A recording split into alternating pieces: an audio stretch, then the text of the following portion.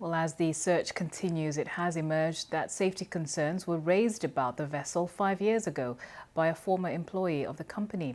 Our science editor, Rebecca Morrell, has the details. OceanGate's deep-sea submersible, the Titan, has some unusual features. Its hull, the part where the passengers sit, is made from carbon fibre with titanium caps at each end. Carbon fibre is used in aeroplanes and yachts, but not for deep-sea vessels. It's extremely strong, but questions have been raised about its reliability under extreme pressures.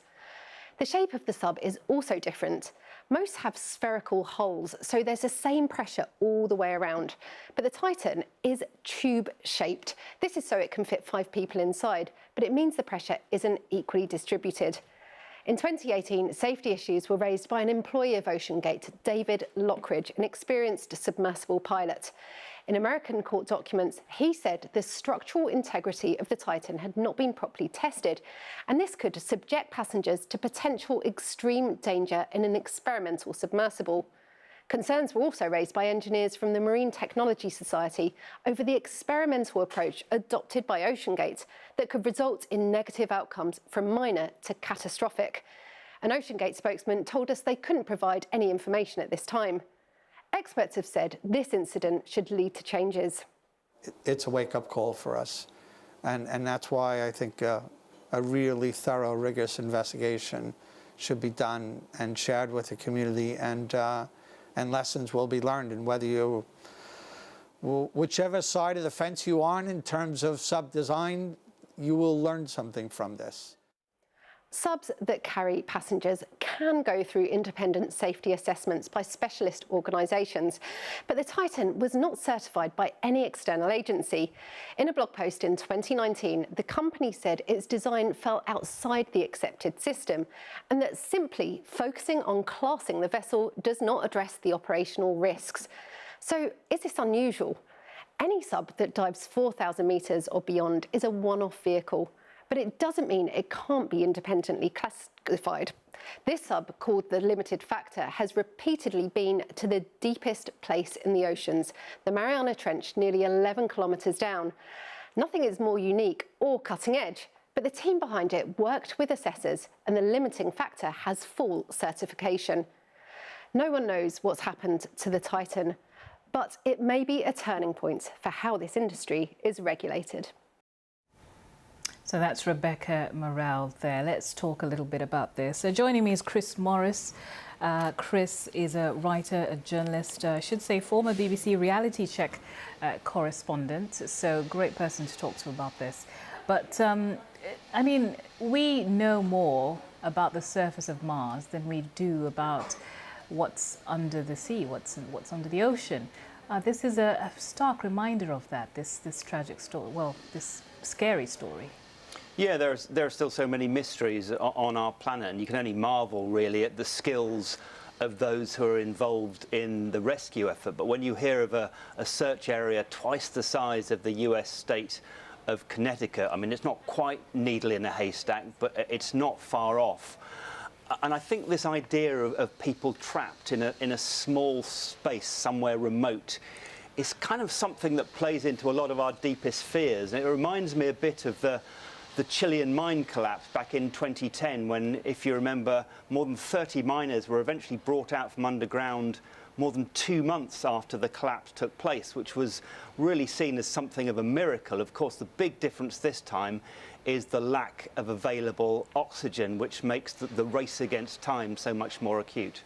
And as you say, there are so many elements to this that have really captured people's attention. There's thousands upon thousands of people following this. Like you said, it reads like something out of your worst nightmares. I've seen people saying, you know, I'm afraid of getting into an elevator, thinking about this little capsule all the way down there, no way to get out. You just have to wait to be rescued.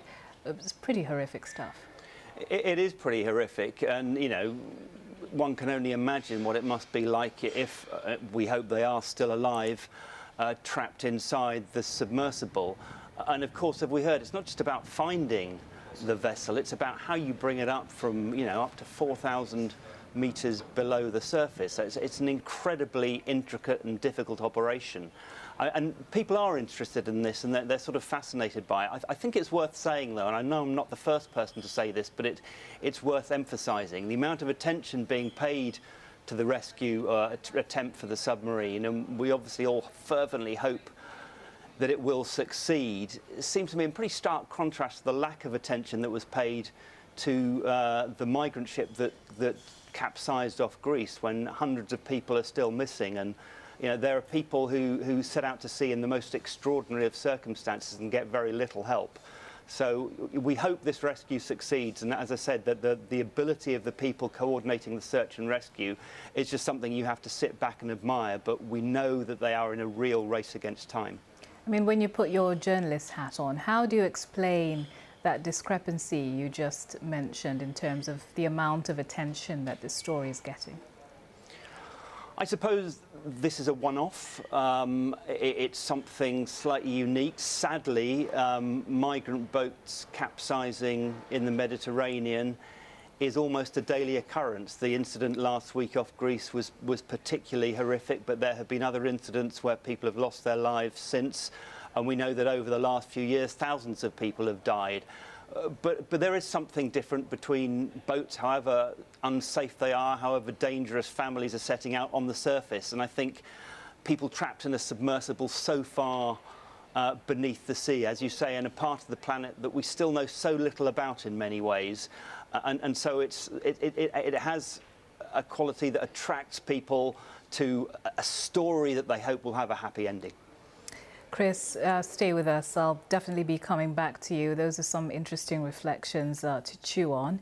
But I'd like us now to speak to Dr. Michael Gillen. He's joining us on the phone, and he's a scientist and journalist, and he was science editor for ABC News when he was trapped in a similar vessel during a dive in the same spot while visiting the wreck of the Titanic back in the year 2000. Thanks for joining us, Michael. Now, you were the first news correspondent to actually report from the wreck of the Titanic. You went in a Russian submersible and everything was going pretty well. You toured the bow, but then things went wrong, didn't they? Tell us what happened.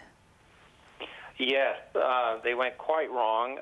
What happened is that when we left the bow, headed towards the stern, as you'll recall, the Titanic broke into two pieces. The bow went straight down. The stern came down, did a somersault, and landed on its back, exposing its gigantic propeller. So as we were heading towards the stern, what caught my eye was the propeller. It's very shiny, which is in contrast to the kind of decaying hulk of the rest of the Titanic. There's shades of gray down there like the lunar surface. And as I was just remarking about the propeller, I became aware of the fact that our sub was speeding up, and I thought that was rather odd. I mean, we should be slowing down. We're going much too fast towards this propeller, and of course, I learned later that we had been caught up in an underwater current, a very strong one. They do exist down there, believe it or not. And that current just drove us full speed into the blades of the propeller. And of course, the propeller is much larger than our little teardrop-shaped three-man sub, and we got caught behind the blades. And the collision, and then the giant pieces of the Titanic began falling on us. And I knew immediately right then that we were in this was not just a minor oops, but that this was a major crisis, a life-threatening crisis. Wow. I mean, just describe for us that moment inside this very small vessel. There was three of you. Did you talk about what was happening? Because presumably it was all up to the pilot at this point to disentangle you from the wreck. What was going through your mind? Did you talk to each other at all? What were you doing?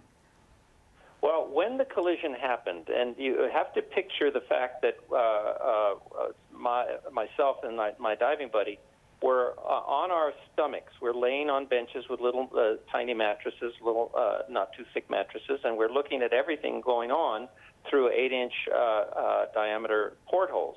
So when we felt the collision, then we saw these shards of rusted metal falling down on us. Our first reaction was, what just happened? What is this? What's going on? It was just a sense of confusion. Everything had been going so well up until then. This was not at all expected. It happened so quickly. And then once we realized that we were in a very serious situation, we fell silent. because we realized that we didn't want to distract the pilot. The pilot at that moment sat up straight. He was on the edge of his seat. He was you could see his eyes just roving all the monitors and the dials and the switches, and he was in communication with the mothership, the research vessel, Academic Keldysh, up on the surface. He was speaking Russian, so I didn't know what he was saying, but it was clear there was in the voice, the intonation, there was an urgency. It was clear that we were in a real predicament. So we kept quiet. In my mind, being a scientist, I started ticking off the possible ways in which we might be rescued. Being an intellectual, I believe that for every problem there is an optimal solution. And so I didn't panic. I just went right to my default position of trying to figure out how we could get out. And very soon, I realized I hit a brick wall and there was no way out. And that might surprise people, but you have to remember, you're in a remote part of the North Atlantic. You're 2.5 miles below the surface. There's just nobody. You can't call the tow service to tow you out. And so that's when I felt an enormous sadness. I thought of my wife. We were newlyweds. That was our wedding anniversary in September when I was down there. So I just realized, wow. And then this voice came into my head that said, this is how it's going to end for you. Those were the exact words.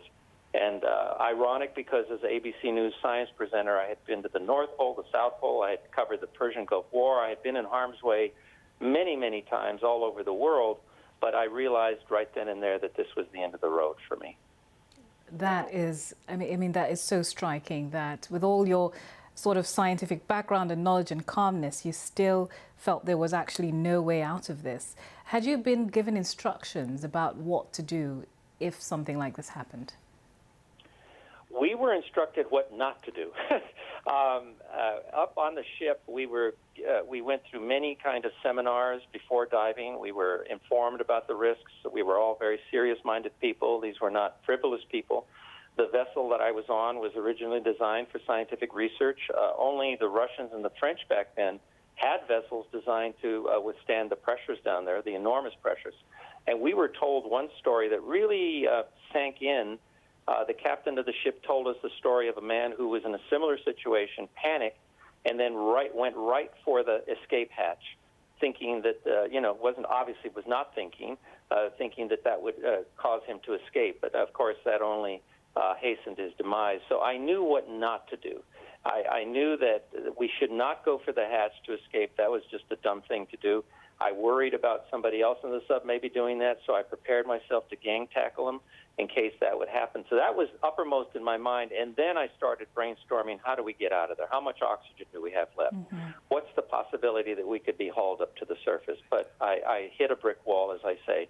It was a hard thing for me it was a hard pill for me to swallow, because I've always lived by that motto, and I've taught it to my son. I've drummed it into his head. For every problem, there is an optimal solution. So you can imagine how difficult it was, how terrifying it was for me to come to the conclusion that there was no optimal solution, certainly, and no solution whatsoever. Well, happily, your pilot was able to wrestle you free, and of course, you came back to the surface. But it must be very hard for you to think about the 5 people in the Titan that still have not been found. Yes, that is the hardest thing for me right now. I'm absolutely heartsick. Your previous guest said, I can only imagine. Well, I don't need to imagine. Mm-hmm. I know what they're going through. I was there. And so it's almost as if I'm bonded to them spiritually. Mm-hmm. I mean, I feel a kinship with them, and it's certainly an experience that not many people have had. I'm so sorry, Dr. Gillen, but thank you for sharing your testimony with us. Dr. Michael Gillen there, who has been in a similar situation. You're watching The Context.